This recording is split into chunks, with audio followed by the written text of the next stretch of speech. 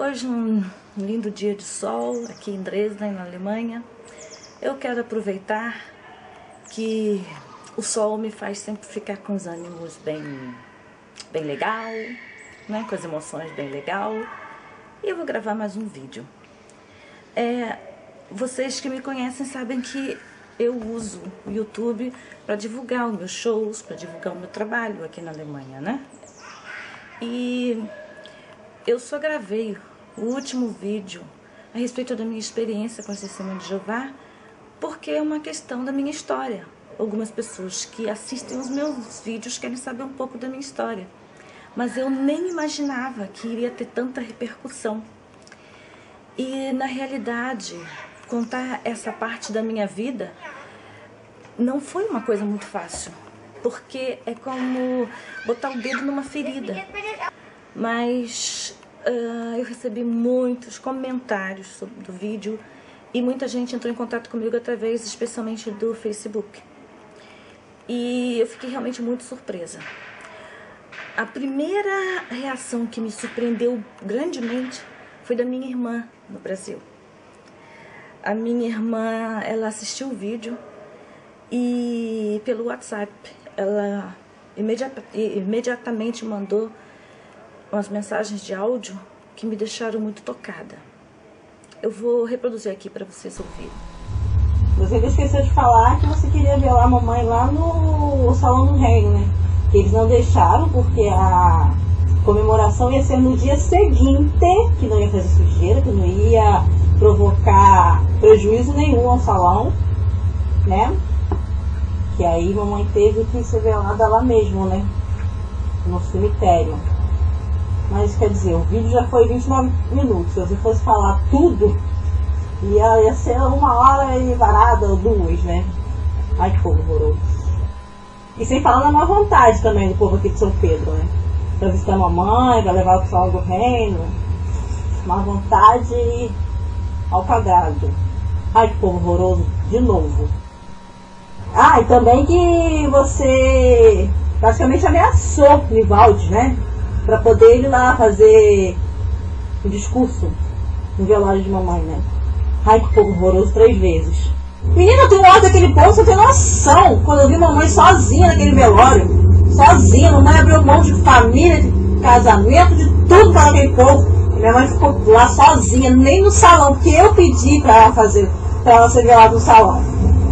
Entendeu? Porque até o fim da vida ela teve lá, enquanto a outra senhora que cuidava dela, né, queria fazer as orações do espiritismo. Mamãe até reagiu, porque ela era uma testemunha de Jeová fiel. Aí eu queria que pelo menos velassem, já que eles abandonaram ela, né, de visita, essas coisas todas. Eu queria que ao menos ela fosse velada no Salão do Reino, porque a vida dela foi ali dentro, sempre. E eles não permitiram, porque a comemoração da morte de Cristo ia ser no dia seguinte. Gente, o velório de mamãe deu 5 pessoas. Qual o problema que seria de ter 5 ou 10 pessoas no Salão do Reino? Cresci vendo velórios. Eu cresci vendo velórios do Salão do Reino. Eu achava justo que mamãe fosse velada lá dentro também, sabe? Muita raiva daquele povo, muita raiva. Fizeram um descaso horrível com ela. Eu sou tranquila, sabe, assim.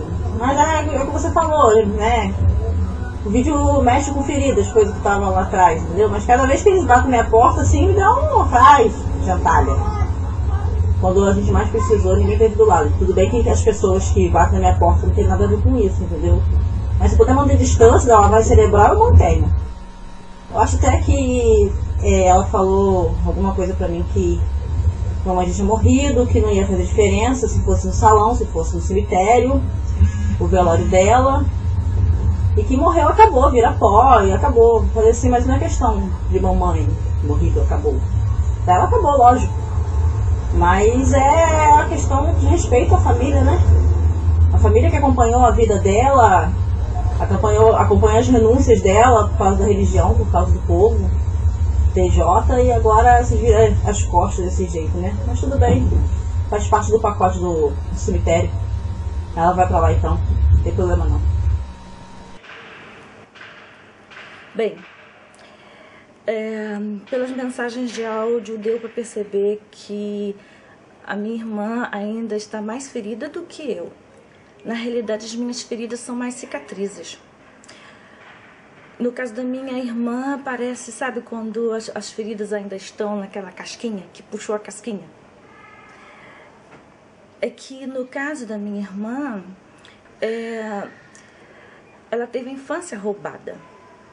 A minha irmã não teve infância. Tem umas coisas que eu não contei no vídeo porque iria ficar muito longo, mas talvez seja necessário então que eu faça alguns outros vídeos, né? A minha mãe, quando ela ficou doente, a minha irmã só tinha 4 anos. Eu vivi uma infância relativamente normal. Eu tive a minha mamãe do meu lado cuidando de mim durante toda a minha infância. A infância é a raiz da personalidade de uma pessoa, né? Então, por mais que eu tenha sido muito jovem, eu praticamente não pude viver a adolescência, porque eu estava cuidando da minha mãe e da minha irmã o tempo todo. Mas a minha personalidade já havia sido formada com amor, com carinho, com a atenção da mamãe, a mamãe que penteava meu cabelo para ir para a escola, a mamãe que me ajudava nos meus exercícios. E a minha irmã, ela teve a infância roubada.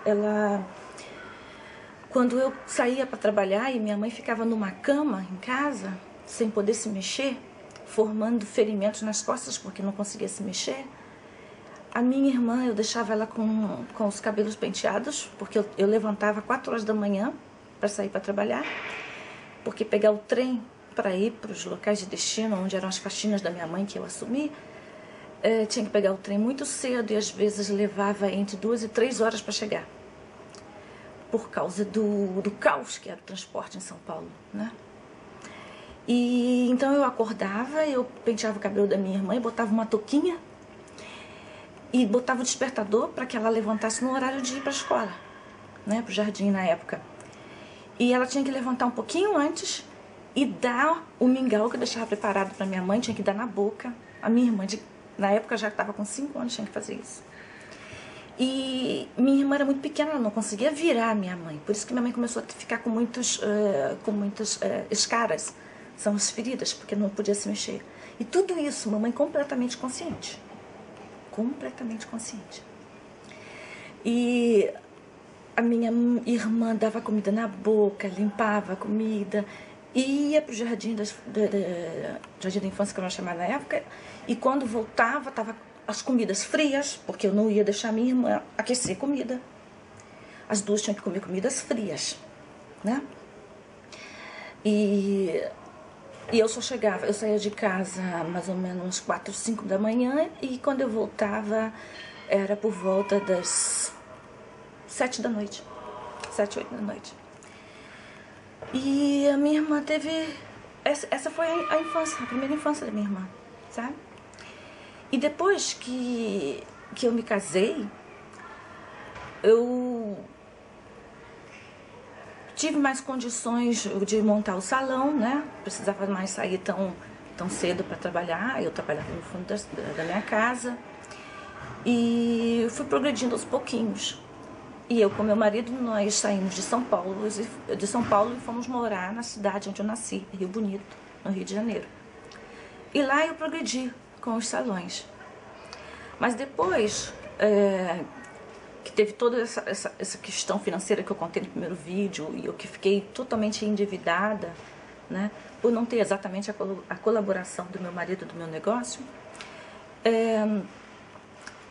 ainda estava muito difícil para mim, especialmente divorciada, sem amigos nenhum, né, porque divorciada e dissociada, perdi todos os amigos, e ficou tão difícil, mas mesmo assim eu consegui ir levando. Com o tempo, mudei para Cabo Frio, porque achei que lá, por ser uma cidade turística, eu ia ter mais sucesso no meu trabalho. E dava para eu pagar algumas coisas para o tratamento da minha mãe, mas não era o suficiente. O tratamento da minha mãe, para ela ficar legal, para ela voltar a andar, levantar da cama, teriam que ser muitas coisas particulares e muito caras. Ela precisava de psicólogo. A psicóloga da minha mãe tinha até o nome da minha irmã, Daisy, doutora Daisy. O psicólogo tinha que pagar particular. Ginecologista, porque a doença da minha mãe causou muitos problemas hormonais, que ela era muito jovem, ela menstruava, e ficar numa cama causou muitos problemas, distúrbios hormonais. Tinha que pagar a fisioterapeuta, que durante muitos anos eu pagava 1, 2 sessões, aí eu prestava atenção como é que a fisioterapeuta fazia, e depois eu tentava fazer em casa, porque eu não tinha condições de pagar mais sessões. Algumas vezes eu conseguia pelo SUS, assim, um pacote de sessões, algumas vezes não conseguia, era muita luta. Bem, o que acontece é que eu sabia que eu tinha que ganhar mais dinheiro, porque minha mãe precisava, eu não tinha condições de ficar sempre pagando essas coisas. Com isso ela ficava deitada numa cama, e eu não me conformava, a mamãe era muito jovem. Quando mamãe ficou doente, ela tinha 38 anos. Eu não me conformava com essa situação. Eu queria ganhar mais dinheiro, e eu falava, como que eu vou ganhar mais dinheiro, meu Deus? Eu não sei como. O dinheiro que eu ganho com mensalão é suficiente para sustentar minha irmã, para sustentar a casa, para sustentar a minha mãe. Não era suficiente para pagar as dívidas, que eu fiquei cheia de dívidas depois que divorciei. E não pedi do meu ex-marido nenhuma pensão, nada. Porque ele não tinha condições, gente. Pra que eu vou ficar chutando cachorro morto? Não. Eu queria minha liberdade e me virar. Bem, o que acontece é que o único jeito era esperar, eu tinha que ter paciência. E era esperar a minha irmã completar 18 anos. Eu não podia deixar a minha irmã menor de idade sozinha, né, no Brasil. Eu tinha oportunidade de vir para a Europa, né, como dançarina de samba, mas não podia deixar a minha irmã sozinha no Brasil. E quando minha irmã completou 18 anos, ela se casou. Eu achei que foi... Na época eu fiquei apavorada, eu não queria que minha irmã... eu não queria, fiquei contra. Mas depois eu pensei, já que ela nem me obedece, ela casa com quem ela quer, ela faz o que ela quer. Faz bem uma coisa? Talvez seja a oportunidade que eu tenho. Agora ela não precisa mais de mim, né? Eu vou para a Europa então e vou meter o pau no trabalho e pagar todos os tratamentos que mamãe precisa. Foi aí que... Realmente, em 4 anos que eu estava na Europa, a mamãe já estava andando, falando, indo sozinha até para a praia. Uma benção. Linda. A gente cuidava de providenciar para ela os cabelos. Mamãe era muito vaidosa. Realmente, mamãe... Ela teve todo o cuidado que ela mereceu. Infelizmente, só nos últimos 4 anos da vida dela, porque... por mais que o dinheiro possa comprar tratamentos, muitas coisas, chegou a hora, né? Ela teve um pico de açúcar e chegou a hora. E eu tenho que contar isso agora, é muito dolorido para mim, mas até as testemunhas de Jeová da época, elas reconheciam todo o meu trabalho, todo o meu esforço pela minha mãe. Pelo menos isso elas reconheciam. E eu tive muita ajuda de muita testemunha de Jeová. Mas o que dói para mim é que eu estou livre do jugo de uma doutrina religiosa já há tanto tempo. E agora, porque eu publiquei essa parte da minha vida, veio todo o jugo delas de novo. As mensagens que eu tenho recebido... Primeiro que eu não esperava que Testemunha de Jeová assistisse meus vídeos, porque Testemunha de Jeová considera apóstata qualquer pessoa que tenha sido Testemunha de Jeová. Então, eu não achava que elas iam assistir meu vídeo. Mas assistiram e me criticaram de uma forma muito cruel, tipicamente o que é ensinado pelas doutrinas. Para eles, pessoas que saem da organização não são mais pessoas, são deploráveis, são a última coisa que existe sobre a face da Terra, a coisa mais nojenta, mais repugnante que existe. Mas mesmo assim elas tomaram tempo para poder me ofender, para poder me acusar, e me acusar de negligência pela minha mãe, com respeito à minha mãe. Eu já ouvi muitas acusações de muita gente. Já ouvi muitas acusações. Por exemplo, muita gente acha que uma mulher sozinha, uma negra sozinha na Europa só pode ser prostituta. Então já ouvi muitas insinuações nesse respeito. Já fui acusada de muitas coisas. Mas pela primeira vez estou sendo acusada de negligência com respeito à minha mãe, sabe? Eu já tinha até esquecido como é que é o tratamento das testemunhas de Jeová. tanto tempo que eu saí de lá. Mas foi bom para lembrar, sabe? Foi bom lembrar como é que eles tratam as pessoas. Escreveram para mim dizendo que eu tô ressentida, eu tenho ódio, porque eu abandonei minha mãe no Brasil e vim curtir a vida na Alemanha. Abandonei minha mãe no Brasil e vim curtir a vida na Alemanha. Essas pessoas não sabem o que é viver aqui na Alemanha sozinha. 17 anos sozinha aqui na Alemanha. Porque depois de 4 anos minha mãe faleceu e eu não tinha mais meus salões no Brasil. Eu não tive a menor vontade de começar tudo de novo no Brasil. Já tinha desfeito de tudo, sabe? Fiquei aqui sozinha. Sozinha. Nunca me casei, nunca morei com ninguém. Fiquei sozinha. E, diga-se de passagem, quando eu tento analisar a mim mesma, se eu nunca mais quis casar, nunca mais quis morar com ninguém, tem muito a ver com as doutrinas que ficaram arraigadas na minha mente. A lavagem cerebral ainda não foi completamente descartada, sabe? Porque no meu coração ficava assim: perante Deus só há casamento uma vez. Então se eu casar de novo não será abençoado. Eu botei isso na minha cabeça de uma maneira que atrapalhou todos os meus relacionamentos. Eu tinha meus relacionamentos e quando a pessoa queria se casar comigo, eu caía fora. Partia para outra. Hoje eu tenho 48 anos. Tô sozinha. E nos últimos 3 anos eu aprendi quem é realmente Deus. Nos últimos 3 anos eu me dediquei a conhecer verdadeiramente o verdadeiro Deus. E agora eu sei que Deus dá uma segunda chance pra gente. E se for da vontade de Deus, Ele cura o meu coração para que eu me abra de novo para um relacionamento. Se for da vontade de Deus, eu preciso ainda ser curada nesse sentido. Não sei se haverá tempo com a minha idade, mas eu confesso que eu ainda tenho medo. Eu amei de verdade o meu marido. E quando eu divorciei é porque eu não aguentava mais a pressão. Alguém tinha que sair. Era muita carga para uma mulher tão jovem. Eu tinha 26 anos na época. A minha mãe doente numa cama, a minha irmã adolescente já começando a dar defeito. E agora um marido para carregar junto. Era muito, alguém tinha que sair. E não ia ser minha mãe, não ia ser minha irmã. Então, para aliviar minha carga, eu decidi que fosse o marido. Mas eu o amava, sofri muito, sofri muito. Às vezes eu paro e fico pensando, puxa, hoje eu já deveria estar completando 27 anos de casado. Eu já poderia ter tido netos. Às vezes eu fico pensando isso, sabe? Então, por que eu penso esse tipo de coisa? Isso é uma prova de que eu também não estou completamente curada dessas feridas do passado. Ficaram sequelas muito grandes, mas eu sou muito grata a Deus. Muito grata a Deus.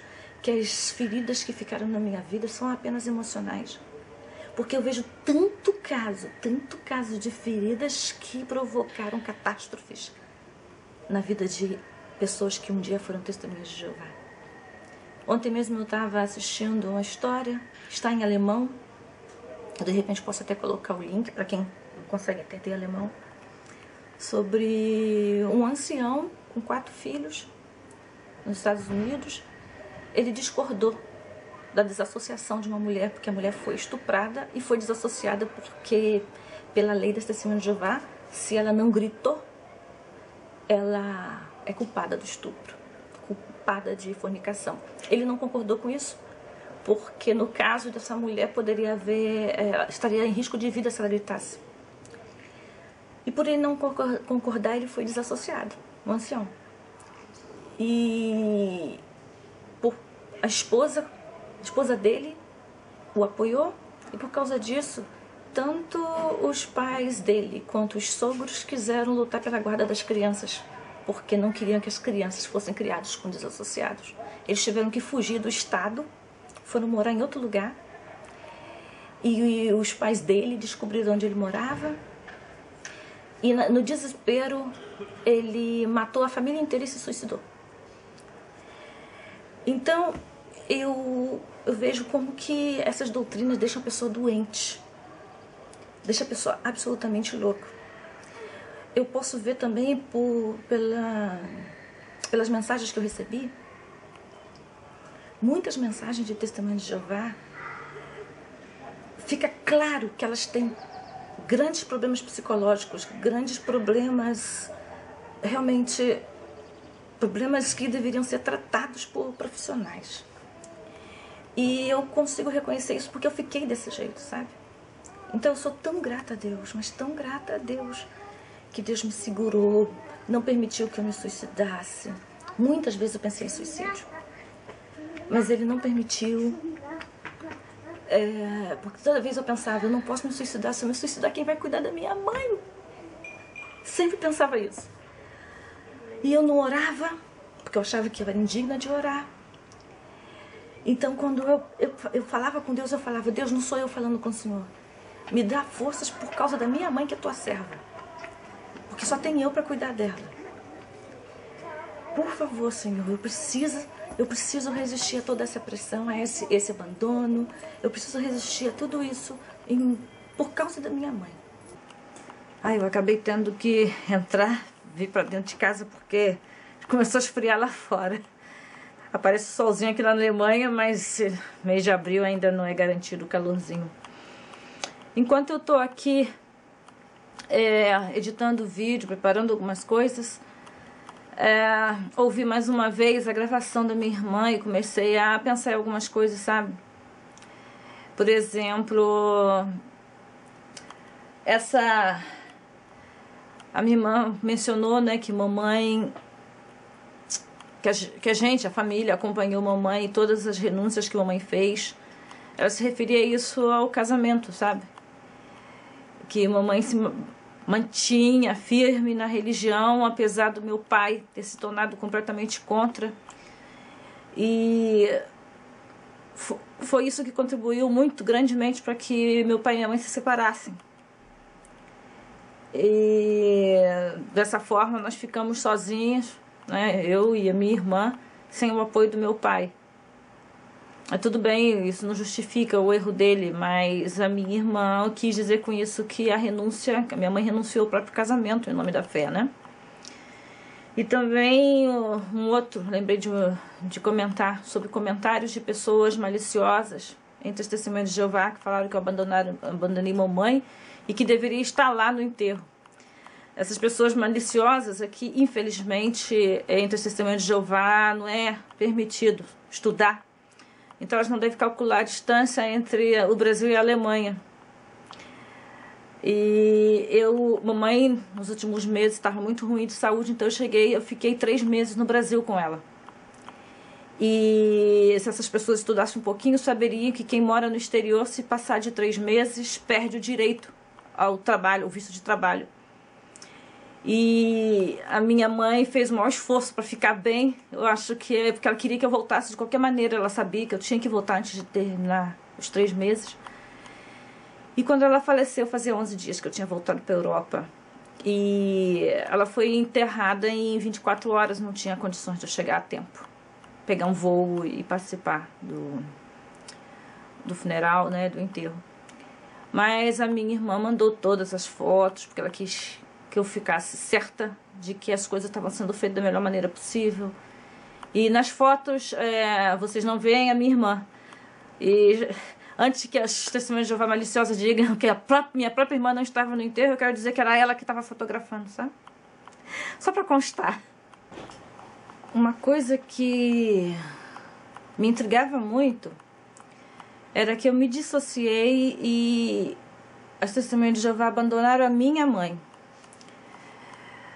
Minha mãe nunca se dissociou, pelo contrário, teve uma época que ela se sentiu um pouquinho mais confiante para poder ficar de pé. Ela ficava na frente da casa, no portão, de pé, dando testemunho das doutrinas dela para as pessoas que passavam na rua. Ela conseguiu ser pioneira, regular, fazer 60 horas de pregação esse mês. E enquanto eu era dissociada. E o que eu nunca entendi é que havia tanto esforço dos anciãos para estar sempre me visitando, sempre atrás de mim para eu voltar, Eu não entendia. Eu já ficava até assim, como se diz, me sentia mal, porque eu não queria ser desagradável, mas eu não queria voltar. E com respeito à minha mãe, não faziam questão nenhuma dela. Aí uma vez eu comentei, né, eu comentei isso com o meu namorado, ele era um inglês. Eu falei para ele, eu não entendo isso, porque não dão apoio espiritual para minha mãe, que é tão importante para ela, e porque eu acreditava que era importante para ela, porque eu acreditava nas doutrinas do Testemunho de Jeová. E eu falei para ele, eu não entendo por que eles fazem tanta questão de mim e nenhuma questão de mamãe, que é Testemunho de Jeová. E esse meu namorado inglês falou para mim, tá tão claro, Denise, a sua mãe não presta para nada para eles, não serve para nada. Ela tá doente. Ela é imprestável para Testemunho de Jeová. Eles querem você, que é saudável, que é persuasiva, que já colocou um monte de gente lá. Você que interessa para eles. Eles não estão nem aí com a tua mãe. Gente, eu fiquei tão revoltada com o meu namorado que ele falou isso. Sabe? Tão revoltada. Só anos depois que eu fui concordar com ele. Anos depois. Houve umas coisas que eu aprendi depois, com o tempo, quando eu decidi estudar a Bíblia sem as literaturas do Testemunho de Jeová. Eu aprendi muitas coisas que eu nunca havia aprendido lá dentro.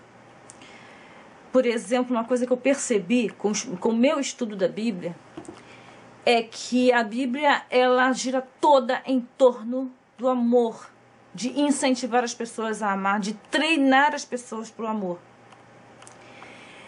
E o tempo todo mostra o amor de Deus. O tempo todo. E as Testemunhas de Jeová, eu não sabia disso, porque eu fui criada lá dentro. Então eu pensava que era normal, que tinha que ser assim. Mas hoje eu olho por fora, de fora a gente enxerga que elas são treinadas para serem frias e calculistas. E não darem primeiro lugar ao amor. O amor para elas é apenas um tema.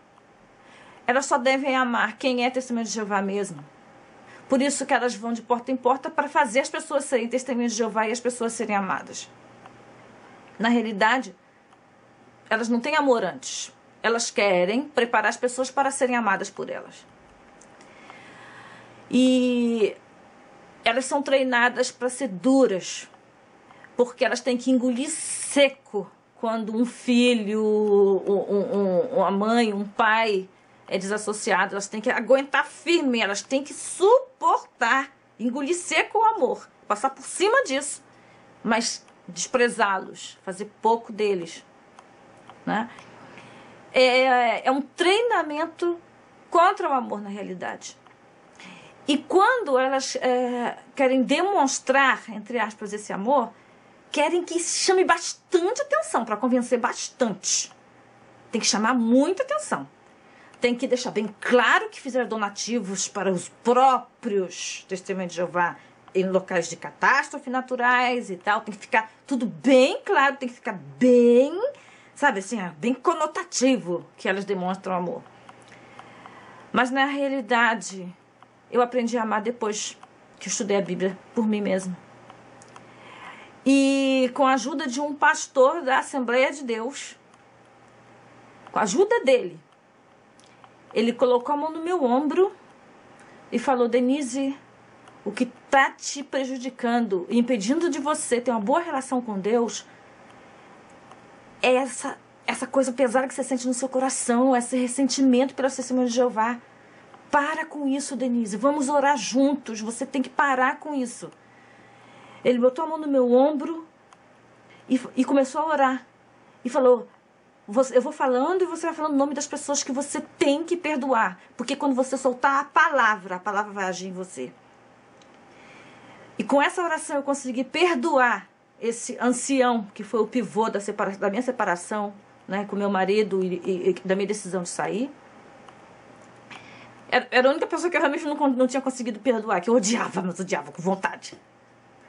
Eu nunca fui uma pessoa de guardar muito ódio, de guardar ódio. Era só, eu acho que a única pessoa na vida que eu odiei foi essa pessoa. Esse ancião. Porque eu realmente amava meu marido. Amava. Bem, e E ele orou comigo e falou: treina o seu coração para perdoar. Treina o seu coração para perdoar. Ora a Deus todos os dias até que você tenha perdoado realmente. Mas o primeiro passo você já deu, que foi você agora falar em voz alta que você quer perdoar essa pessoa, que você perdoa essa pessoa. Porque perdoar também é uma decisão, igual o amor. Esse tipo de coisa eu nunca aprendi com as Testemunhas de Jeová. E foi uma libertação. Hoje eu posso dizer que eu perdoei essa pessoa. Eu perdoei o meu pai que abandonou a gente. Eu perdoei todas as pessoas que trouxeram mágoa na minha vida. Então, quando fica um monte de Testemunhas de Jeová escrevendo, né, os comentários do meu vídeo: ah, você está ressentida? Não, não mesmo. Infelizmente, eu senti que a minha irmã está. Ela provavelmente ainda não tirou o tempo para estudar a Bíblia ela mesma. Ela não teve essa ajuda que eu tive desse pastor da Igreja Assembleia de Deus para poder ajudá-la a aliviar o coração. Porque o perdão não beneficia a pessoa que nem está aí para ser perdoada, não está nem aí. Eles devem estar vivendo maravilhosamente. Mas o perdão beneficia a gente que consegue liberar esse perdão. Então eu oro muito para minha irmã também, para que ela consiga liberar esse perdão, consiga esquecer essas mágoas, sabe? É claro que a saudade da minha mãe é tão grande, a saudade é tão grande. Eu lutei tanto, queria tanto que ela tivesse uma vida plena, sabe?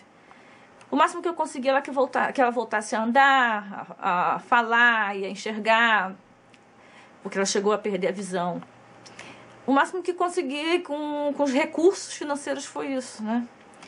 Mas eu gostaria muito que não só a minha irmã, que nunca foi Testemunha de Jeová, diga-se de passagem, nunca foi, nunca se batizou, nunca foi sequer publicadora. Mas eu criei ela, eu forçava ela a ir comigo, sabe? Eu criei ela como Testemunha de Jeová, mas ela nunca quis. E eu gostaria muito que ela conseguisse liberar esse perdão, como eu consegui, de coração, porque é uma coisa difícil. Por isso que eu vejo que muitos ex-Testemunhas de Jeová, eles têm um rancor tão grande, eles fazem sites, canais de YouTube, tudo, atacando tanto as Testemunhas de Jeová, com tanto rancor. Meus queridos, você que é ex-Testemunha de Jeová e que não conseguiu perdoar todas as injustiças que você passou lá dentro da organização das Testemunhas de Jeová, faça isso que esse pastor da igreja, a Assembleia de Deus, me ensinou a fazer. Ore a Deus para que Ele ajude você a liberar perdão. Eu sei que você não aprendeu isso com as Testemunhas de Jeová. Lá dentro você não aprende isso. Você só aprende a se sentir superior, você é o dono da verdade, é só a sua religião que é certa. Todos os outros vão ser destruídos, ninguém presta. Saiu da organização, pode fazer o que quiser porque já está perdido mesmo. É isso que você aprende, não é? É isso que eu aprendi também. A gente é treinado para odiar. Não, porque eles não usam essa palavra, mas acha que todo mundo não presta e você é o único que presta. É o que é isso, né? Ódio, preconceito. Vamos falar o português claro, né? Eu sei que você aprendeu isso, mas Deus, Ele consegue fazer aquilo que o homem não consegue. Ele torna novas todas as coisas. Você, em Jesus, você pode se tornar uma nova criatura. Tenha fé, confia. E não deixe de orar.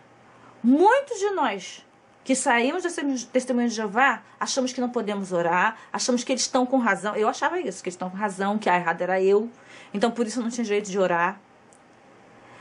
Ore. Um outro vídeo eu vou contar para vocês como é que eu voltei a orar. O que aconteceu e por que eu passei a não mais acreditar que as Testemunhas de Jeová estavam com a verdade.